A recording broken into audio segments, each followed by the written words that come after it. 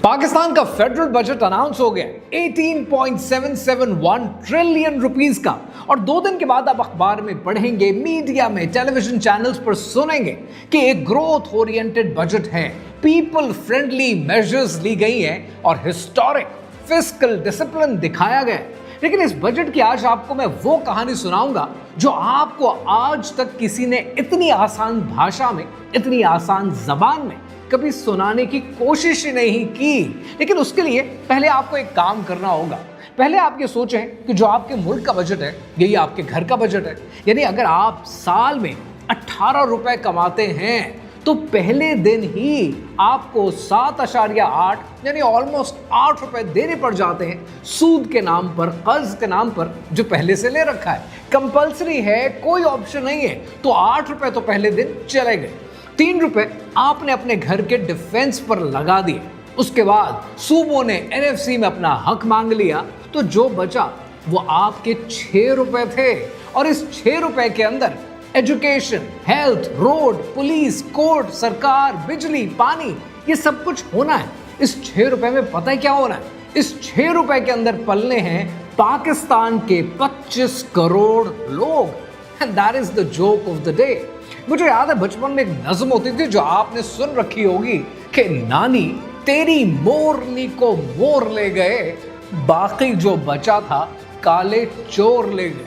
और सबसे ऊपर लतीफा यह है कि हुकूमत कहती है कि ये एक आवाम दोस्त बजट है। इस आवाम दोस्त बजट की कहानी क्या है, आइए समझते हैं।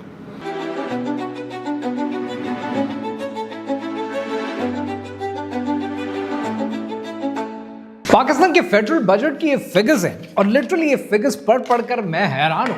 और कुछ चीजें होती हैं जिस पर पढ़ने के बाद ना अफसोस होता है और दिल दुखता है। और उसमें से एक चीज जो मेरी नजर से गुजरी है वो इस मुल्क की एजुकेशन है।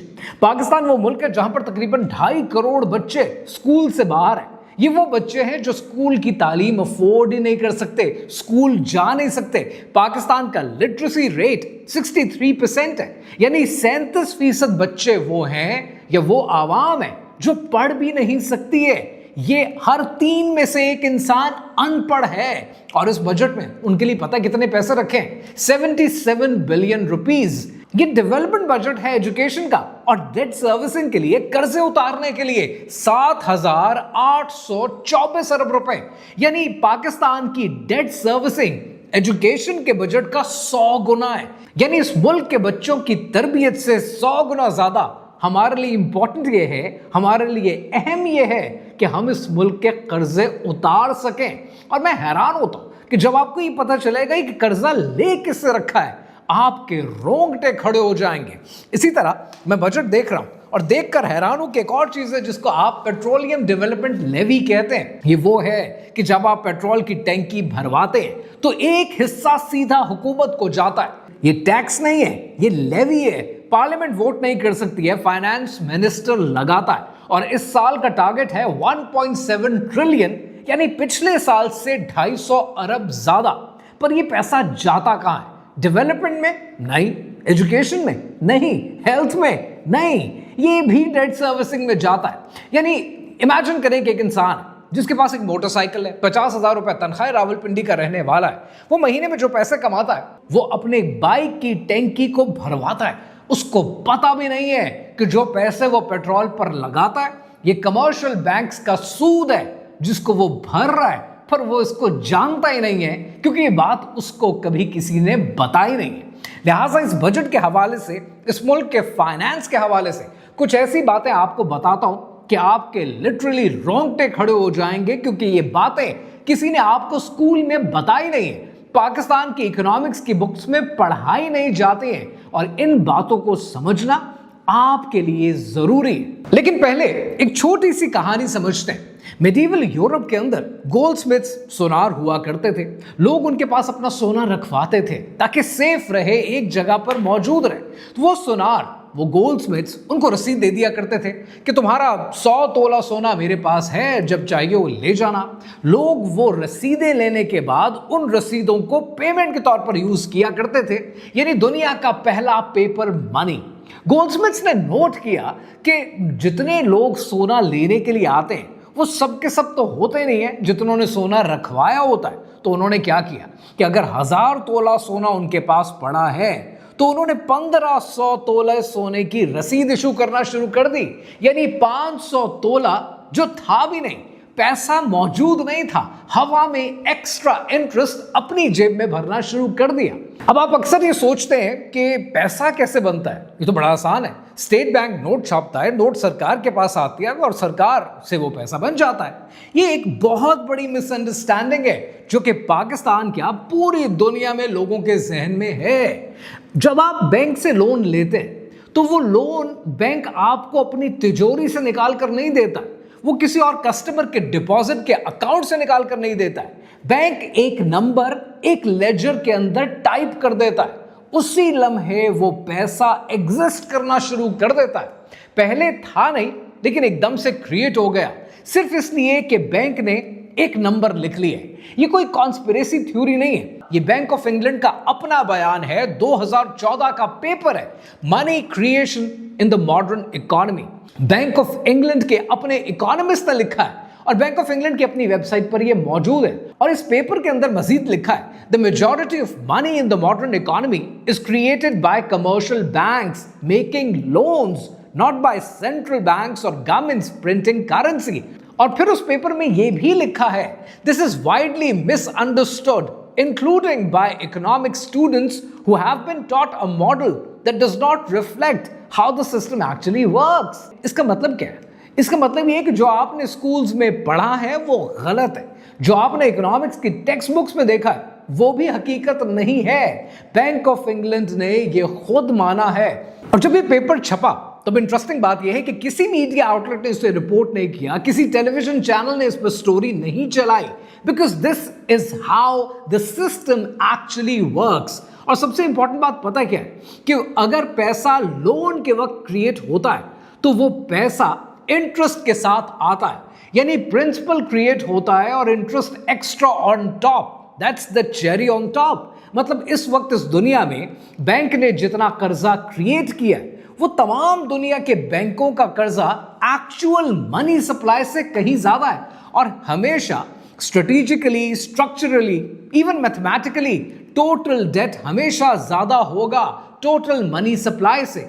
यानी ये सिस्टम कभी क्लियर नहीं हो सकता। अगर आप ये चाहते हैं कि मैं मेहनत करूं, कमाऊं और जो कमाऊं उससे कर्जा वापस करता रहूं, तो कर्जा तो क्रिएट होता जा रहा है। जितने लेजर में एंट्रीज होती जा रही हैं, नया कर्जा पैदा होता जा रहा है। तो आप एग्जिस्टिंग मनी सप्लाई से कभी भी कर्जा क्लियर नहीं कर सकते। ये किसी सिस्टम का फ्लॉ नहीं है, this is the system itself. ये वो सिस्टम है जहां पे कॉन्टिन्यूस बोरोइंग रहेगी, कॉन्टिन्यूस क्रिएशन ऑफ मनी रहेगी, कॉन्टिन्यूस कर्जा रहेगा और कॉन्टिन्यूस ये सिस्टम तबाह होता रहेगा। क्योंकि इस सिस्टम का मकसद क्लियर होना नहीं है, इस सिस्टम का मकसद सर्विस होना है। ये जितनी बातें मैं आपसे कह रहा हूं ये मैं अपनी तरफ से नहीं बना रहा। मेरे एक बड़े प्यारे दोस्त हैं, उनका नाम है कानित खलीलुल्लाह, CFA हैं, और शुएब उमर वो भी CFA हैं, और उन्होंने मिलकर ये किताब लिखी है। इस किताब का नाम है breaking the trap of debt, inflation, interest and poverty, कि पाकिस्तान का एक्चुअल प्रॉब्लम है क्या। और अभी तक मैंने आपको असल मसला बताया नहीं है, जो कि आगे चलकर इस वीडियो में मैं एक्सप्लेन करूंगा कि आज पाकिस्तान इस क्राइसिस से क्यों गुजर रहा है। और जो आप सोचते हैं कि IMF कसूरवार है, ADB कसूरवार है, दैट्स नॉट द आंसर। और लिटरली जब आप सुनेंगे आप हैरान हो जाएंगे। और ये बातें इन्होंने इस किताब में लिखी हैं रसीदों के साथ, प्रूफ के साथ। और यही सिस्टम पाकिस्तान में भी चलता है, क्योंकि पाकिस्तान में उसका एक कैप्टिव कस्टमर है और वो कस्टमर आप हैं, और ये पैसा आप देते हैं अपने टैक्स की सूरत में। हुकूमत यही करती है, जब हुकूमत को पैसा चाहिए होता है तो वो क्या करती है, कमर्शियल बैंक्स के पास जाते हैं और वहां जाकर कमर्शियल बैंक्स कीबोर्ड के ऊपर 100 बिलियन की एंट्री कर देते हैं। हुकूमत पैसा ले जाती है और फिर हुकूमत आपसे टैक्स इकट्ठा करती है और बैंक्स को वापस करती है सूद के नाम पर। यह है रियल प्रॉब्लम और ये सबसे बड़ा प्रॉब्लम है। अब जरा ये सुने कि पाकिस्तान का सबसे बड़ा क्रेडिटर कौन है। पाकिस्तान का सबसे बड़ा क्रेडिटर IMF नहीं है, वर्ल्ड बैंक नहीं है, चाइना नहीं है, अमेरिका नहीं है। पाकिस्तान का सबसे बड़ा क्रेडिटर पाकिस्तान में मौजूद कमर्शियल बैंक्स हैं, वो बैंक्स के जिसके अंदर आपका बैंक अकाउंट मौजूद है। पाकिस्तान जो टोटल इंटरेस्ट देता है उसका 88%, 88% डोमेस्टिक क्रेडिटर्स की जेब में जाता है। पाकिस्तानी कमर्शियल बैंक्स की जेब में सिर्फ 12% वो है जो IMF, world bank, ADB, China, America इन सबको जाता है। 88% आज आपकी एजुकेशन पर पैसा नहीं लगता, पुलिस पर, कोर्ट पर, कचहरी पर, सड़कों पर पैसा नहीं लगता है। तो क्यों नहीं लगता है? क्योंकि 88% वो पैसा था जो कमर्शियल बैंक्स ने एक एंट्री पास करके क्रिएट किया और उसका सूद आपको भरना पड़ता है। और इनका टोटल लेना देना पता है क्या है? 83,000 बिलियन रुपए, जो मार्च 2026 तक इनका टोटल एक्यूमुलेटेड डेट है। यानी पाकिस्तान की पूरी इकोनॉमी 143 ट्रिलियन की है और 58% GDP का वो सारा आपका बैंकों में जाता है। यानी अगर आप 100 रुपए कमाते हैं तो उस 100 रुपए में से 58 का हकदार ऑलरेडी खड़ा है। ये डेट हर साल एक्सपोनेंशियली बढ़ रहा है। 2010 में पाकिस्तान का ये डोमेस्टिक डेट 4.6 ट्रिलियन था और 2025 में ये 55 ट्रिलियन है। यानी 10 गुना बढ़ गया 15 साल में, 10 गुना। क्या इकोनॉमी 10 गुना बढ़ी? नहीं। क्या आपकी तनख्वाह 10 गुना बढ़ी? नहीं। क्या आपकी जिंदगी 10 गुना बेहतर हुई? लेकिन इस मुल्क का कर्जा 10 गुना बढ़ गया सूद के साथ। और ये वो चीज है जो एक आम पाकिस्तानी को भी गुस्सा दिला दे। इस बजट में एक और शानदार प्रपोजल है और वो प्रपोजल ये है कि वो इन्फ्लुएंसर्स, वो यूट्यूबर्स, वो लोग जो टिकटॉक से, फेसबुक से पैसे कमाते हैं, ओवरसीज से पैसे आते हैं, प्लेटफॉर्म से पैसे आते हैं, लिहाजा उन लोगों के ऊपर 5% विद होल्डिंग लगा दिया जाए, जो कि एट सोर्स होगा तो बैंक वो पैसे काट लेगा। दे नीड टू अंडरस्टैंड कि जितना इस मुल्क में इन्फ्लुएंसर्स का शोर है उतने इन्फ्लुएंसर्स नहीं है कि जिनकी मोनेटाइजेशन ओके हो और उनका पैसा आता हो। लिहाजा अगर सरकार यहां पर 5% विद होल्डिंग लगा दी तो नतीजा पता है क्या निकलेगा? नतीजा यह निकलेगा दैट एवरीबडी इज कनेक्टेड। ऐसे में मैं किसी लीगल कार्रवाई को प्रमोट नहीं कर रहा हूं, मैं बता रहा हूं कि कितना बड़ा फ्लड गेट खुल सकता है। ऐसे में पाकिस्तानीज करेंगे क्या? ये इन्फ्लुएंसर्स ओवरसीज में रहने वाले दोस्तों और रिश्तेदारों के अकाउंट्स में पैसे मंगवाएंगे और वहां से वो पैसा रेमिटेंस की सूरत में आपके मुल्क में आएगा जिसके ऊपर कोई टैक्स नहीं है। लिहाजा ये 5% का विद होल्डिंग का ख्वाब अधूरा रह जाएगा। अगर इसकी टैक्स रिजीम होती 1% या 0.5% तो टैक्स नेट बढ़ने के चांसेस थे, लेकिन सरकार ने ये सोचा नहीं। और जब हम इसकी बात कर रहे हैं तो यहां पर आपको बताता चलूं कि अगर आपके रिश्तेदार ओवरसीज रहते हैं तो एक जबरदस्त मनी ट्रांसफर की ऐप है जिसका नाम है tap tap send. Tap tap send एक बेहतरीन मनी ट्रांसफर की ऐप है, फास्ट है, सिक्योर है, रिलायबल है, ऑथराइज्ड है। और जब आप इस ऐप को यूज करते हुए पैसा पाकिस्तान में अपने रिश्तेदारों को भेजते हैं तो पैसा टैप की सूरत में मिनट्स में रिसीव होता है। अगर आप ये पैसा अपने रिश्तेदारों को भेजना चाहते हैं तो इजी पैसा की फैसिलिटी मौजूद है, जैज कैश की फैसिलिटी मौजूद है, बैंक ट्रांसफर कर सकते हैं, यहां तक के कैश पिकअप की भी फैसिलिटी मौजूद है। और प्रोमो कोड है इम्तिनान। जब आप ये प्रोमो कोड यूज करेंगे तब आपको दो बातें पता होनी चाहिए। पहली ये कि मिनिमम अमाउंट भेजने पर कोई ट्रांजैक्शन चार्जेस नहीं है और जब आप इस ऐप को डाउनलोड करके पेमेंट भेजते हैं तो उल्टा आपको बोनस मिलता है। यूके से 10 पाउंड, यूएस से $20, कनाडा से $20, ऑस्ट्रेलिया से 30 ऑस्ट्रेलियन डॉलर्स और यूरोपियन कंट्रीज से 10 यूरो। लिहाजा अपनी मनी ट्रांसफर को सस्ता करें, टैप टैप सेंड डाउनलोड करें। रही बात बजट की तो उस बजट को मजीद डिस्कस करते हैं एक और ब्रेकिंग न्यूज के साथ। अब ये जितनी बातें बजट रिलेटेड मैंने इस वीडियो में आपसे की हैं, डेफिनेटली ये कहीं ना कहीं आपको गुस्से में लाएंगी, लेकिन यहां मकसद आपको गुस्सा दिलाना नहीं है, मकसद आपको सोल्यूशन देना है। और पाकिस्तान का सॉल्यूशन इतना सिंपल है जिसको कानित खलीलुल्लाह ने इस किताब में डिस्कस किया है, and I want you to read this book. कानित भाई से दोस्ती अपनी जगह, सॉल्यूशन उन्होंने बहुत प्यारा प्रपोज किया है, और लिटरली अगर पाकिस्तान इस सॉल्यूशन पे काम करे, पाकिस्तान का कर्जा लिटरली एक दिन में उतर सकता है। But for that you would have to read this book, और इस किताब का लिंक मैं नीचे डिस्क्रिप्शन में दे रहा हूं, फ्री है, डाउनलोड करें, पढ़ें। लेकिन यहां पर बात यह है कि वो सॉल्यूशन है क्या। जो सॉल्यूशन है ये कोई नया सॉल्यूशन नहीं है। 1930 में अर्विन फिशर ने, जो कि अमेरिका का सबसे बड़ा इकोनॉमिस्ट कहलाता है, उसने ये सॉल्यूशन दिया। उसके बाद मिल्टन फ्रीडमैन ने, जिसे नोबेल प्राइज भी मिला, उसने कहा कि ये टेक्निकली पॉसिबल है, क्विकली अचीवेबल है और विदाउट सीरियस डिसरप्शन है। और लॉर्ड मर्विन किंग ने, जो कि बैंक ऑफ इंग्लैंड का गवर्नर था, उसने कहा of all the many ways of organising banking the worst is the one we have today. और ये उनके अंदर का बंदा कह रहा है कि वर्स्ट सॉल्यूशन हमने पहले इंप्लीमेंट किया है, लेकिन सही सॉल्यूशन तक हम अभी तक पहुंचे नहीं है। ये सही सॉल्यूशन है क्या? इस सही सॉल्यूशन का नाम है फुल रिजर्व बैंकिंग। यानी पाकिस्तान में अगर फुल रिजर्व बैंकिंग को इंट्रोड्यूस कर दिया जाए तो लिटरली पाकिस्तान का मसला, जो हम पहले ही पैसे 7.8 उठाकर दे देते हैं डेट सर्विसिंग में, यह पैसा बचना शुरू हो जाएगा, जो आपकी तालीम पर, आपके बच्चों पर खर्च हो सकता है, लेकिन उसके लिए नकेल डालनी पड़ेगी कमर्शियल बैंक्स के ऊपर। लेकिन ये है सॉल्यूशन क्या? ये सॉल्यूशन ये कहता है कि अगर कमर्शियल बैंक के पास 100 रुपए का डिपॉजिट है तो वो आज 950 रुपए का लोन दे देता है। डिपॉजिट 100 रुपए का है, 950 का लोन क्रिएट कर देता है, यानी 850 सिर्फ एक कीबोर्ड की एंट्री है, हवा में ये पैसा क्रिएट हो गया है। लेकिन फुल रिजर्व बैंकिंग पता क्या कहती है? अगर आपके पास 100 रुपए का डिपॉजिट है तो आप 100 रुपए का ही लोन क्रिएट कर सकते हैं, कीबोर्ड से कुछ नहीं होने वाला। ये है फुल रिजर्व बैंकिंग। यानी पैसा अगर बनेगा तो वो स्टेट बैंक बनाएगा।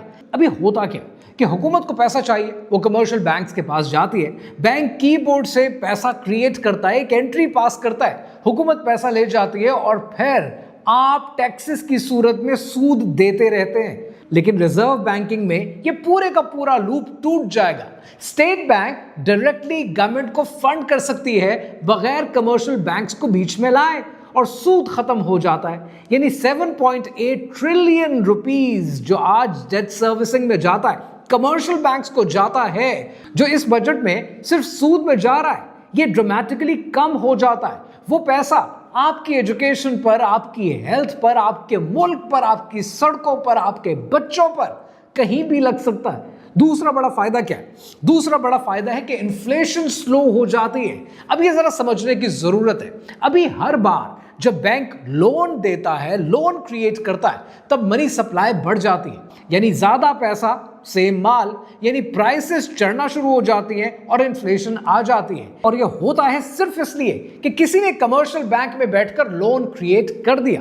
लेकिन जब फुल रिजर्व बैंकिंग होती है तो फुल रिजर्व बैंकिंग में पैसा सिर्फ तब क्रिएट होता है जब स्टेट बैंक डिसाइड करता है। आर्टिफिशियल मनी क्रिएशन बंद हो जाती है, मनी सप्लाई कंट्रोल में आ जाती है, प्राइसेस स्टेबल हो जाती हैं। वो मिडिल क्लास जो मेहनत करती है, सेविंग्स करती है, और फिर इन्फ्लेशन उनकी सारी सेविंग्स की वैल्यू खत्म कर देती है, उसकी हिफाजत हो जाती है। और तीसरा बड़ा बेनिफिट, और ये स्टेट बैंक का अपना डेटा कंफर्म करता है कि 1% से भी कम बोरोवर्स 85% लोन ले लेते हैं। यानी सिर्फ 93 अकाउंट ऐसे हैं पाकिस्तान में, 0.001% जो 23% लोन लेते हैं। यानी आपके डिपॉजिट सीधा बड़े लोगों को जाते हैं और आप इस सिस्टम को फंड कर रहे हैं, और आपको पता भी नहीं है कि आपके पैसे से कौन कौन कहां बैठा हुआ उससे बेनिफिट लेता है। आपने सुना होगा कि 2008 में अमेरिका में बड़े बड़े बैंक्स डूब रहे थे। 1997 में एशियन मार्केट में क्राइसिस आया, 1929 में ग्रेट डिप्रेशन आया। ये सब था क्या? ये इसलिए हुआ कि बैंकों ने 100 रुपए की बजाय 950 रुपए का लोन दिया। जब लोग अपना पैसा वापस लेने के लिए आए तो बैंक के पास पैसे नहीं थे। इसे बैंक रन कहा जाता है। फुल रिजर्व बैंकिंग में पता क्या है, अगर 100 रुपए का डिपॉजिट है तो 100 रुपए का ही लोन क्रिएट हुआ है, यानी बैंक रन कभी नहीं हो सकता। और मुल्क स्टेबिलिटी के साथ, आपकी इकोनॉमी स्टेबिलिटी के साथ चलेगी, क्योंकि बैंक रन मुमकिन ही नहीं है। और डिपॉजिट जो अभी सिर्फ पार्शली प्रोटेक्टेड हैं, वो 100% प्रोटेक्शन में आ जाएंगे।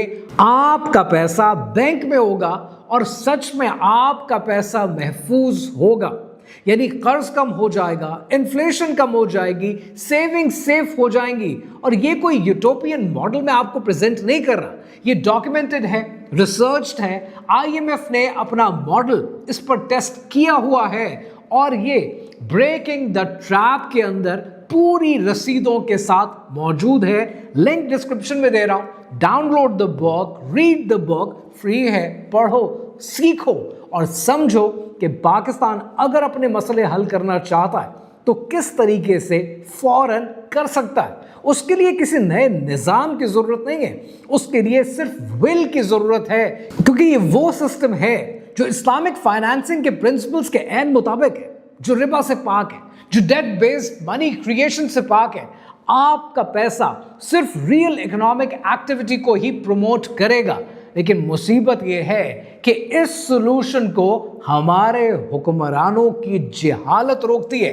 इसे ना IMF रोकता है, ना ADB रोकता है, ना बैंक ऑफ इंग्लैंड रोकता है, ना कोई निजाम रोकता है। सिर्फ हमारी जहालत रोकती है, क्योंकि हम सोचना नहीं चाहते। जहालत पर तुम्हारी जब कोई तनकीद करता है, जहालत पर तुम्हारी जब कोई तनकीद करता है, तुम्हें गुस्सा तो आता है, तुम्हें गैरत नहीं आती।